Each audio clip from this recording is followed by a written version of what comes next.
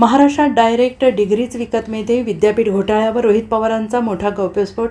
विद्यापीठातील कथित पदवी घोटाळ्याप्रकरणी राष्ट्रवादी काँग्रेस शरद पवार गटाचे आमदार रोहित पवार यांनी गंभीर आरोप करत या प्रकरणाची सखोल चौकशी करण्याची मागणी केली आहे. माध्यमांशी संवाद साधताना त्यांनी म्हटले की विद्यार्थी संघटनेने या संदर्भात कुलगुरूंना यापूर्वीच लेखी पत्र दिले होते. विद्यापीठात पैसे घेऊन पदव्या दिल्या जात असल्याची माहिती समोर आल्यानंतर संबंधितांनी धाडसाने हा प्रकार उघडकीस आणलेला आहे. मात्र एका महिन्यापूर्वी तक्रार करूनही कोणतीही कारवाई झालेली नाही. माध्यमांनी आणि राजकीय नेत्यांनी हा मुद्दा उपस्थित केल्यानंतरच विद्यापीठ प्रशासनात खळबळ उडाली आणि संबंधित अधिकारी रमेश मुखेकर यांना निलंबित करण्यात आलेला आहे. रोहित पवार यांनी स्पष्ट केले की केवळ एका अधिकाऱ्याला निलंबित करून हे प्रकरण संपणार नाही. आतापर्यंत एकच बनावट पदवी समोर आली असली तरी अशा अनेक पदव्या दिल्या गेल्याची शक्यता नाकारता येत नाही. त्यामुळे रमेश मुखेकर यांच्या मोबाईलची फॉरेन्सिक तपासणी, व्हॉट्सॲप चॅटची पडताळणी तसेच 2015 पासूनच्या सर्व पदवी वितरण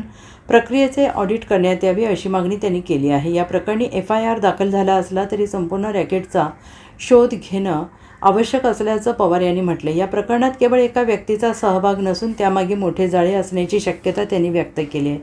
तक्रार करणारे गायकवाड आणि कदम यांना निनावी फोन येत असल्याचा दावा त्यांनी केला आहे. त्यामुळे या प्रकरणात आणखीन कोणाचा सहभाग आहे का याचा तपास करणे गरजेचे असल्याचं त्यांनी नमूद केलं आहे. रोहित पवार यांनी पुढे आरोप केला आहे की विद्यापीठाशी संबंधित कंपन्यांमध्ये भाजप विचारसरणीशी संबंधित व्यक्तींचा प्रभाव असल्याची चर्चा आहे. राजेश पांडे नावाच्या व्यक्तीचा विद्यापीठातील वावर आणि त्याची भूमिका काय होती याचा तपास व्हायला हवा अशी मागणी त्यांनी केली आहे. दरम्यान विद्यापीठातील कथित पदवी घोटाळ्याची चौकशी केवळ एका अधिकाऱ्यापुरती मर्यादित न ठेवता बनावट पदव्या कोणाला देण्यात आल्या, यामागे कोणाचे संरक्षण होते, संपूर्ण साखळी कशी कार्यरत होती याचा सखोल तपास करण्यात यावा अशी माहिती आणि मागणी रोहित पवार यांनी केली आहे. शहानिशा करणार आहेत हे तुम्ही सांगा. त्या व्यक्तीचा मोबाईल आपल्याला फॉरेन्सिक ऑडिट करावा लागेल.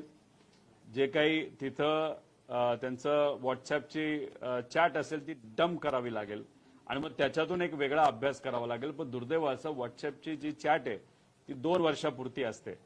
आता ही व्यक्ती मुखेकर त्या संस्थेमध्ये या संस्थेमध्ये 2016 पासून आहे असं आम्हाला कळालं. त्यामुळे 2015 पासून आत्तापर्यंत एक ऑडिट करणं महत्वाचं आहे.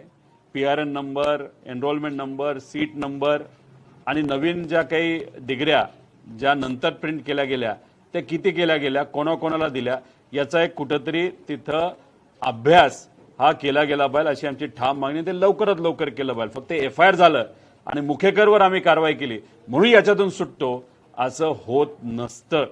त्यामुळे याच्यात कोण कोण जबाबदार आहे एवढं धाडस एका छोट्या अधिकाऱ्याला कधीही करता येत नाही. त्यामुळे याच्यामध्ये वरपर्यंत कोण कोण आहे. आता विषय बघा, तुम्ही समजून घ्या की गायकवाड भाऊंनी हा मुद्दा घेतला आणि कदम भाऊ यांनी हा मीडियासमोर मांडला तर यांच्याकडे निनामी फोन यायला सुरुवात झालेली आहे.